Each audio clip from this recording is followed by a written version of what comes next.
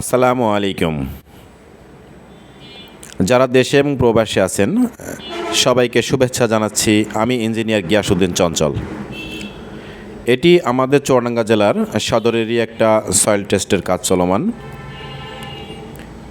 আমাদের এই সয়েল টেস্টটা বোরিংয়ের কাজ চলছে। এরপরে আমরা হ্যামারিং করে যে এসপিটি নেব সেটাও আপনাদেরকে দেখাবো। তা আমি প্রথমে বলতে চাই যে এই সয়েল টেস্টে নিয়ে অনেক দ্বিধাদ্বন্দ্ব আছে আমাদের ক্লায়েন্টের মধ্যে, যে এই সয়েল টেস্টটা কী দরকার। কারণ আমরা তো জানি যে আমাদের এই মাটিটা অনেক ভালো।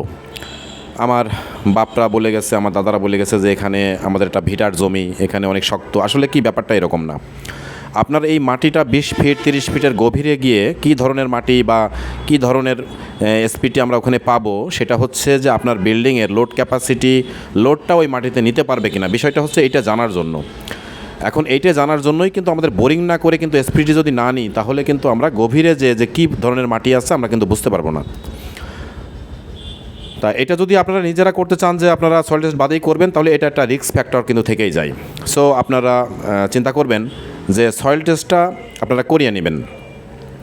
এটা যদি করিয়ে নেন, কারণ একটা বাড়ি করতে গেলে কিন্তু এখন যে অবস্থা, সাথে করে 1 কোটি টাকা কমে কিন্তু একটা বাড়ি হয় না। সেই বাড়িটা বানাতে গিয়ে যদি সামান্য কিছু টাকার জন্য যদি সয়েল টেস্ট না করিয়ে নেন, আসলে এটা আমার মনে হয় না যে একটা ভালো কোনো আর কি। তা আপনারা সচেতন হবেন, আসলে ভালো একটা কাজ আপনারা করবেন।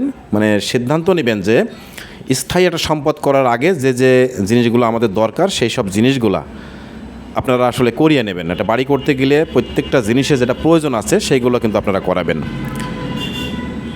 তা এই ছিল আমাদের আজকের এই ভিডিওটা। আমরা পরবর্তী আরও কিছু ভিডিও নিয়ে আসব। তা আবার কথা হবে নতুন কোনো ভিডিওতে। ভালো থাকবেন, সুস্থ থাকবেন। আল্লাহ হাফেজ।